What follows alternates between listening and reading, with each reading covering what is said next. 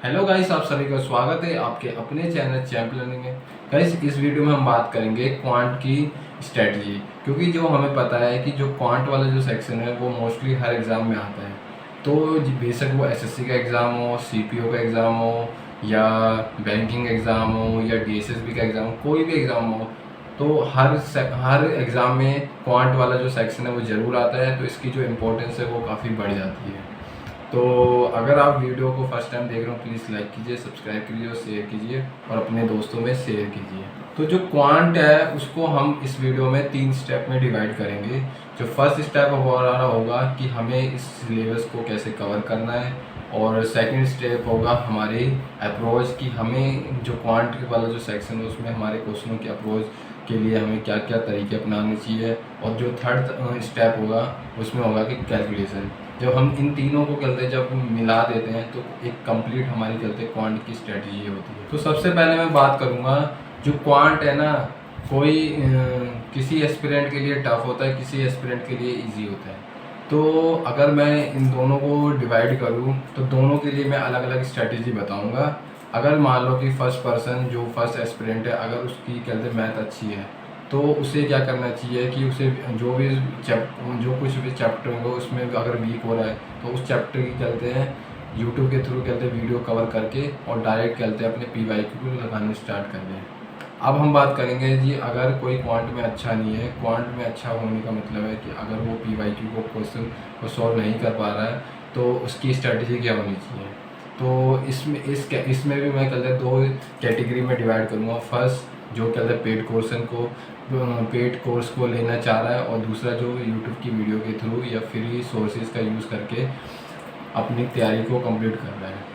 तो अगर मैं बात करूँ जो यूट्यूब के थ्रू तैयारी कर रहा है, तो यूट्यूब के थ्रू तैयारी करने के लिए आपको अपने एंड पे काफ़ी एफर्ट लगाने होंगे, क्योंकि कोई भी टीचर ने हर चैप्टर को कंप्लीट नहीं पढ़ा था। किसी ना कोई चैप्टर कहता है मिसिंग है, कंप्लीट है। तो अगर आपकी ये समस्या होगी जिसमें सबसे ज़्यादा एफर्ट लगते हैं, तो वो मैं आपकी प्रॉब्लम को सॉल्व कर दूंगा। मैं कहते हैं डिस्क्रिप्शन में सभी जो कंप्लीट चैप्टर की जो लिंक होगा वो कहते हैं डाल दूंगा, और उसके थ्रू आपको कहते हैं अपने सारे चैप्टर को कंप्लीट करना है। सेकंड जो कहते हैं कोर्स लेने की सोच रहे हैं, अगर आप कोर्स लेने की सोच रहे हो तो सबसे पहले आपके दिमाग में ये क्वेश्चन आना चाहिए कि मुझे किस टीचर से पढ़ना है। तो किस टीचर से पढ़ना है, सबसे बेस्ट तरीका यही है कि आप यूट्यूब पे वीडियो देखो उनकी और 2-3 चैप्टर कवर करो। जिस टीचर से आपको अच्छी तरह समझ आ रहा है तो उन्हीं टीचर की आप वीडियो देखो और उन्हीं का कहते हैं कोर्स ले लो। फिर आपको कहीं भी भटकना नहीं है, जैसे आपको टीचर बताए, जैसे वो गाइड करे, उसी के अकॉर्डिंग आपको कहते हैं उनकी आपने प्रैक्टिस करनी है और अपना कोर्स कंप्लीट करना है। अब बात करते हैं कि अगर अब आपके दिमाग में क्वेश्चन ये आ रहा होगा, मोस्टली जो फ्री सोर्सेज को फॉलो कर रहे हैं कि हमें किस सीक्वेंस में चैप्टर को करना चाहिए। तो अगर आपको इस चीज़ में प्रॉब्लम आ रही है तो मैं इसकी एक लिस्ट बना कर मैं टेलीग्राम पे शेयर कर दूंगा। आप उसी सीक्वेंस में अगर चैप्टर करोगे तो आपको ईजी रहेगा कहते हैं अपने सिलेबस को कंप्लीट करने में। अगर आप कहते हैं किसी टीचर से पढ़ रहे हैं तो आपको कोई प्रॉब्लम नहीं होगी, क्योंकि जो टीचर पढ़ा रहे हैं उसी कहते हैं सीक्वेंस में आपको चैप्टर कंप्लीट करना है। अब हम बात करेंगे कि हमें किस तरीके से प्रैक्टिस करनी चाहिए। प्रैक्टिस करने का मतलब या तो आपको क्या कहते हैं क्लास में जो भी सीट मिल रही होगी, या अगर आपको क्या कहते हैं पीवाईक्यू के क्वेश्चन लगाने हैं तो आपको किस सीक्वेंस में प्रैक्टिस करना है, किस तरीके से आपको प्रैक्टिस करनी है।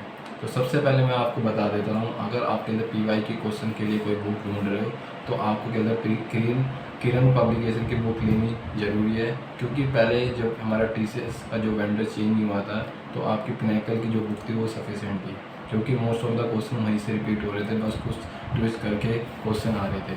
पर अगर मैं बात करूँ कि अब जो ट्रेंड, क्योंकि हमें नहीं पता है कि जो नया वेंडर है उसको क्वेश्चन कहाँ से पिक करेगा। तो कोई भी अगर वेंडर कहते क्वेश्चन पिक करता है तो वो लास्ट ईयर के जो ट्रेंड होता है, लास्ट ईयर के जो क्वेश्चन होता है उन्हीं से पिक करना है। तो अगर आपको सेफ साइड चलना है तो आप क्या करिए, कहते हैं किरण की कहते हैं बुक को फॉलो कीजिए, क्योंकि उसमें टाइप वाइज भी क्वेश्चन है और साथ ही साथ उनकी जो क्वेश्चन बैंक है वो काफ़ी पुराने क्वेश्चन भी है। तो इसलिए आपको कहते हैं सेफ साइड खेलना है, तो इसलिए आपको किरण पब्लिकेशन की बुक को फॉलो करना है। तो इस तरीके से आपको कहते हैं पीवाईक्यू के क्वेश्चन लगाने हैं।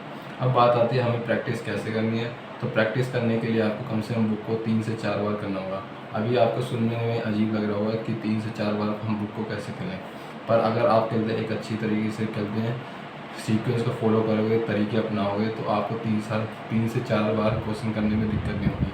जैसा कि मैं चलते स्क्रीन पे मैं आपको तरीका बताऊंगा कि अगर फर्स्ट राउंड में अगर आप क्वेश्चन कर रहे हो तो जो क्वेश्चन ईजिली हो रहे हैं आप टिक लगाओ। सेकंड में जो आपको टाइम लग रहा है उसमें सर्कल लगाओ, जिसमें आपको बिल्कुल समझ नहीं आ रहा उसे क्रॉस लगा दो। तो फिर जब दूसरे राउंड में आओगे जिसमें आपको टाइम लग रहा था उस क्वेश्चन को पिक करो। अगर मान लो कि आपको अभी भी टाइम लग रहा है तो अगेन सर्कल लगाओ। अगर आपको ईजिली हो जा रहा है तो दोबारा टिक लगा दो। नीचे जो फर्स्ट राउंड में आपका क्रॉस था उस पर क्वेश्चन करो। अगर आपको हो रहा है और टाइम लग रहा है तो सर्कल लगा दो। तो इस तरीके से जब 3 से 4 बार करोगे तो लास्ट में आपको कहते हैं जो क्वेश्चनों की जो लिस्ट है वो कहते हैं या तो क्रॉस या सर्कल लगेंगे, तो जो नंबर ऑफ क्वेश्चन काफ़ी कम हो जाएंगे और उन्हीं को आपको कहते बार बार प्रैक्टिस करना है। तो इस तरीके से आप प्रैक्टिस करोगे तो आपकी जो कहते हैं जो प्रैक्टिस है काफ़ी फास्ट हो जाएगी।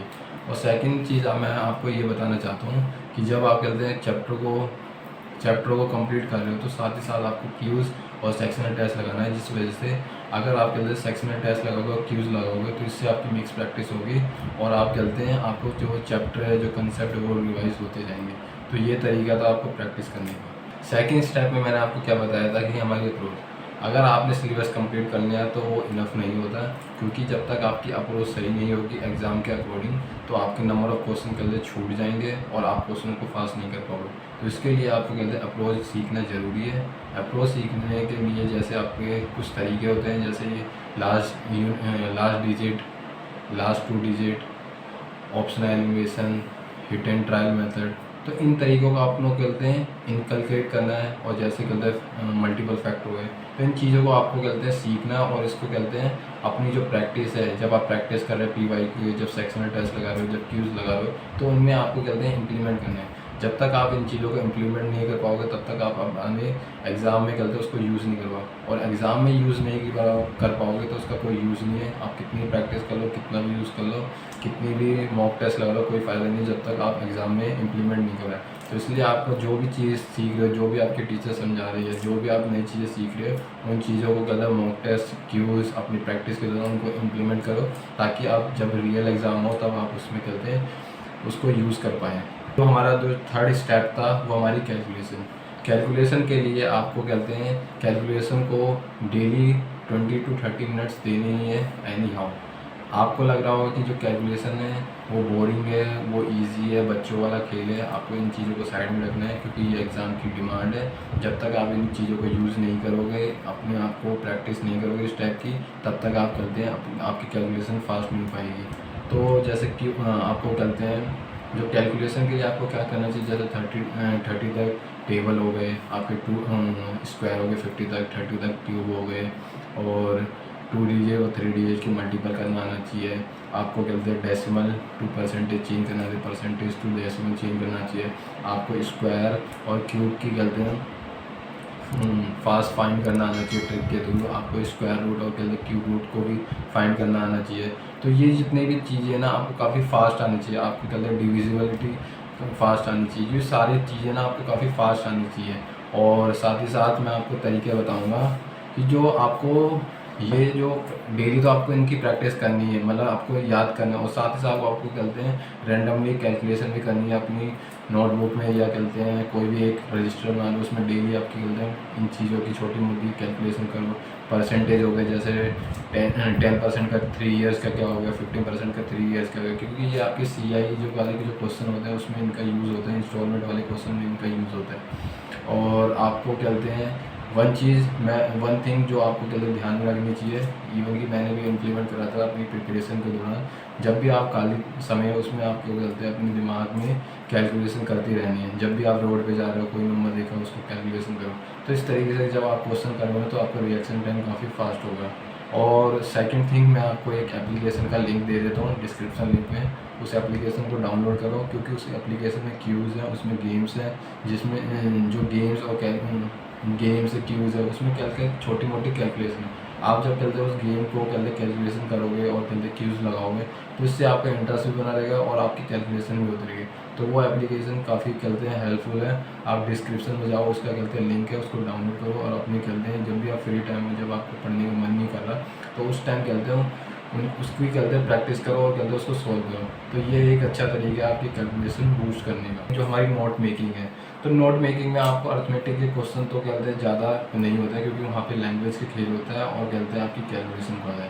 जो आपकी नोट मेकिंग होती है ना, वो आपकी कहते हैं जो एडवांस मैथ होती है उसमें आपकी कहते हैं नोट मेकिंग होती है। तो इसलिए आपको एडवांस के जो फॉर्मूलेज है, जो फंडेज है, जो फास्ट करने के, उसको आपको नोट डाउन कर लो ताकि एग्ज़ाम से पहले उसको रिवाइज कर लो।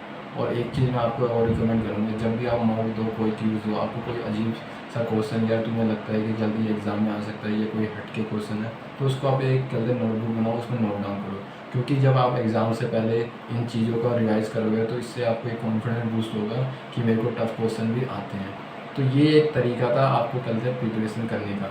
तो आप कहते हैं चैनल पर फर्स्ट टाइम आए हैं, प्लीज़ लाइक कीजिए, सब्सक्राइब करिए और शेयर कीजिए। अगर आपको किसी भी टाइप की वीडियो चाहिए, किसी भी टाइप का डाउट है, प्लीज़ आप कमेंट बॉक्स में कमेंट कीजिए।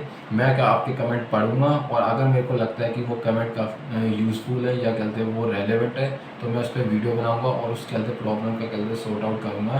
तो बस गाइस, आप अपना सपोर्ट दिखाइए और शेयर कीजिए ताकि मैं भी कहते हैं मुझे मोटिवेशन मिले और मैं भी कहते हैं एक यूज़फुल कहते वीडियो बना सकूँ और आपकी हेल्प कर सकूँ।